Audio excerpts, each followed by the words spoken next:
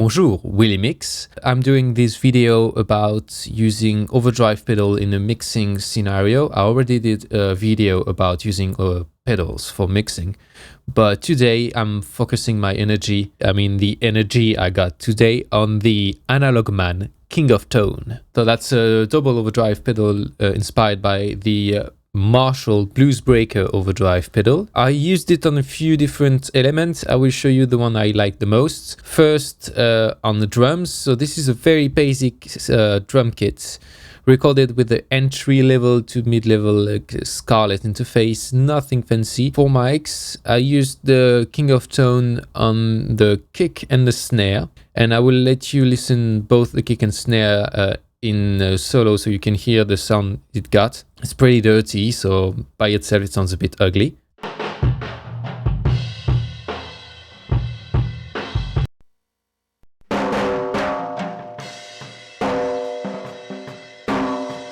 This is the drum kit. It's not mixed, it's just a rough mix I did.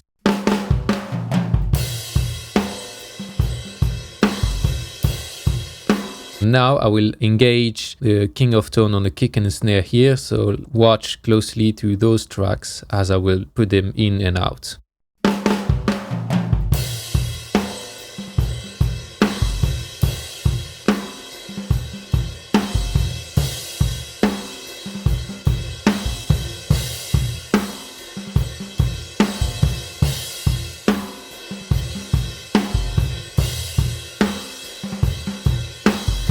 It's very subtle here. I will show you another example which is a lot more obvious, but first focus on the kick drum, the sustain of the kick drum, and how it sounds more saturated and heavy with the King of Tone on.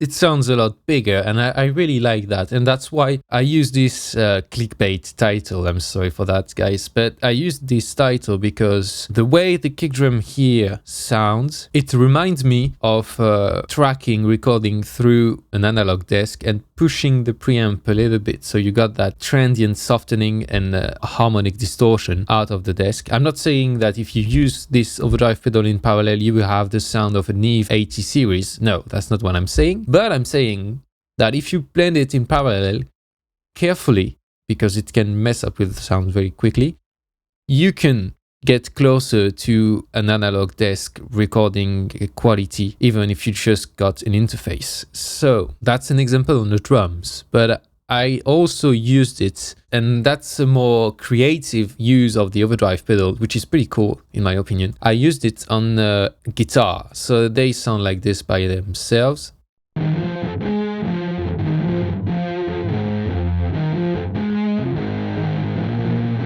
Very muddy, and that's a 60s 70s guitar, and I used the King of Tone in parallel, and I printed both guitar through the King of Tone, and it sounds like this by itself. It sounds pretty dirty. Yeah, it sounds like a mess, but listen, if you blend it with the guitar, listen how it sounds.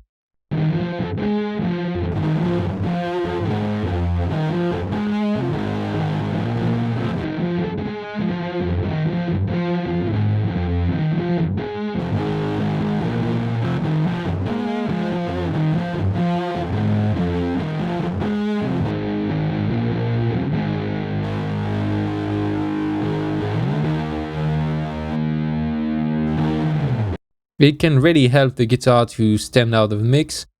This is not a mix, but I will just show you a quick example with and without, with the drums and guitar together.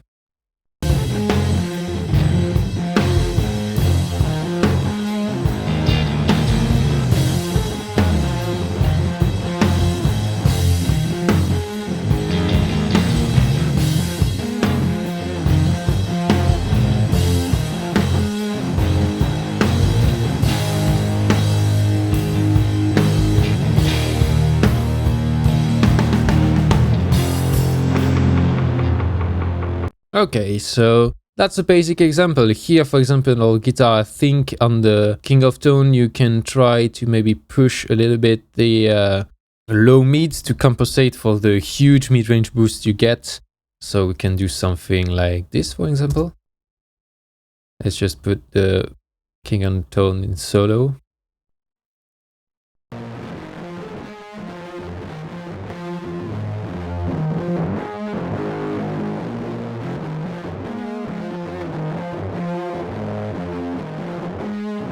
Yeah, something a bit bigger like this. And let's blend it in, maybe level match quickly. I think it's around that. Okay. And let's try again with that approach.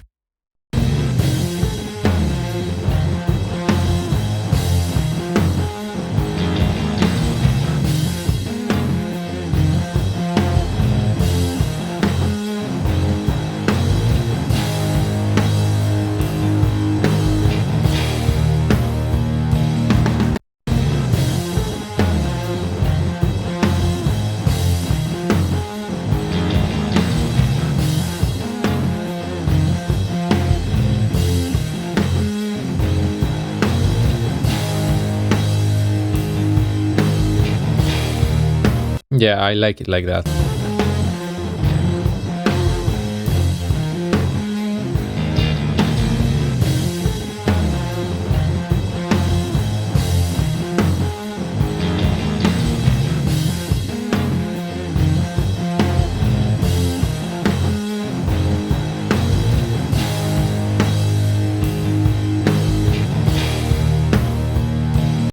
Yeah, it's pretty cool. It works here. It's more something to use in a chorus, for example, or as a parallel for a guitar solo, because it tends to push the mid-range a lot, which is logical because it's an overdrive pedal. I will show you another example that I really like on vocal this time, and I think it worked really well. I will explain you why. So let's change project first. Back on another project. So here it's for the lead vocal. I will show you the lead vocal without first. It's a vocal recorded on a ribbon mic, not very expensive again, straight into, I think, a cheap tube preamp, maybe some compression and EQ, but nothing fancy really. It's not like a super expensive piece of gear or super expensive chain. So let's listen to it alone first. Honey has been pleasing, but as the sun's hugging. With the King of Tone now, I will bypass it also during the playback. Honey has been pleasing, honey has been pleasing, honey has been pleasing. I really like what it's adding to the mid-range, because here we got quite a scooped kind of tone. Here the mid-range is a bit softer, everything is a bit softer in fact, but the King of Tone here is adding that mid-range presence that I usually get from using very good tube preamp and tube gear. So that's a way to get closer to tube gear for me, but it's like, you know, dirty tube gear. It's not like a super clean hi-fi one. So I'll let you listen again. Focus maybe on, you know, on the vocal fry had been, stuff like this. Focus on that with and without the King of Tone. Honey has been pleasing, honey has been pleasing, honey has been pleasing. Honey has been pleasing. You hear how it's pushed forward the vocal fry here, and that's something I really like in that example, because that's what I needed here, to push the little details of the vocal fry and all that stuff, to make it sound a bit closer to you without over compressing the vocal. It's not something that I wanted here. It's something that can be useful also, but in my opinion, a bit less on a high vocal line. So let me find one. I gotta go.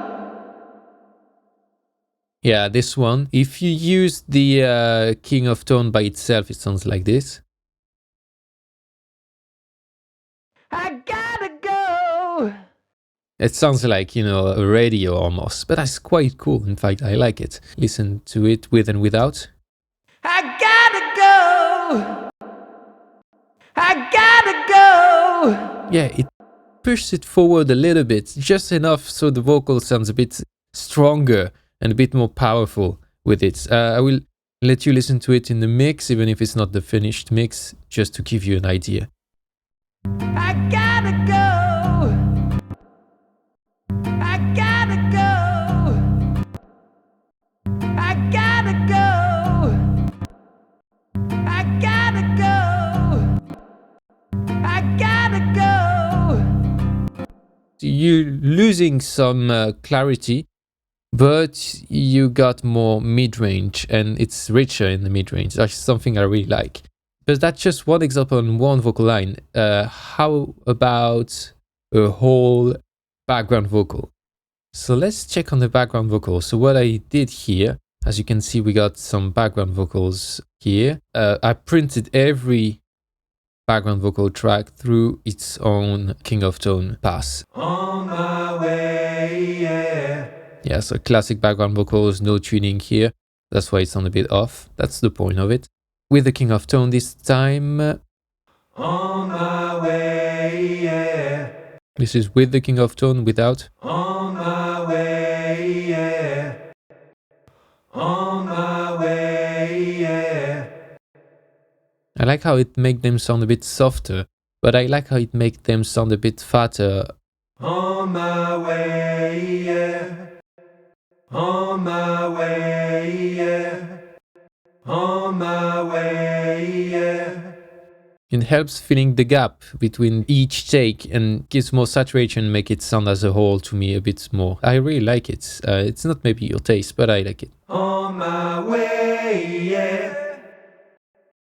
On my way, yeah.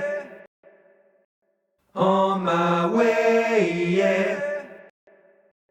On my way, yeah. On my way, yeah. I like it. Let's listen in a mix without the lead vocal just to see. On my way, yeah. On my way, yeah. I will push them a bit louder, even it's not the final mix, so you can hear. On my way, yeah. On my way, yeah.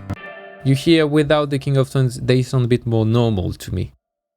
On my way, yeah.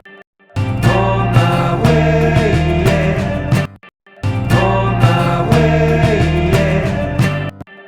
With the King of Tone, they got that subtle saturation that make them blend in a track more. They stand out a bit less because it's the way I used it. I pushed the tone a bit less than I did with the lead vocal. I like it, but maybe it's not your taste, but it's mine. Anyway, I think it's a very useful tool because I use this King of Tone through the entire song pretty much for each element, for the snare drum, for example, here.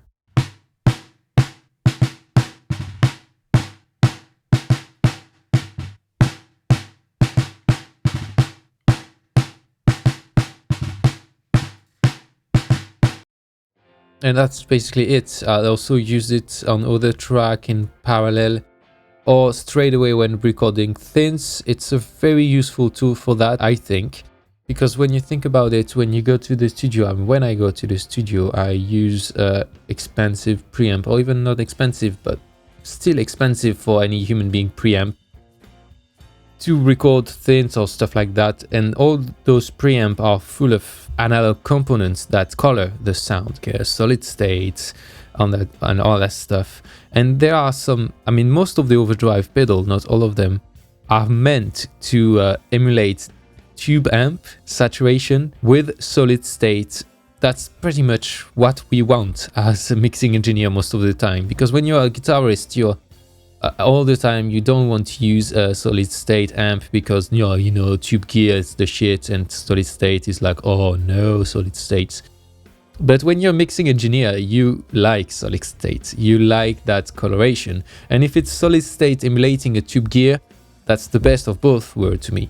You just need, when you use overdrive pedal, on your mix to check if the bandwidth is wide enough, because most of the time it's tailored for guitar, so you don't have a lot of low end and you don't have a lot of high and extra highs. So maybe you can try to see the bandwidth, how they sound, and you can maybe try some overdrive pedal for bass, because you're gonna have more low end definition, maybe a bit less high end, but that's not always a problem. You like that softening of the highs when you use saturation is pretty cool. So maybe, you know, overdrive pedal for bass are even better than overdrive pedal for guitar. Anyway, you can tell me your opinion in the comment section or whatever. Share your tricks with overdrive pedal for mixing. But that was my video about it. I hope you liked it. If you have any question, as always, ask. And in the meantime, au revoir.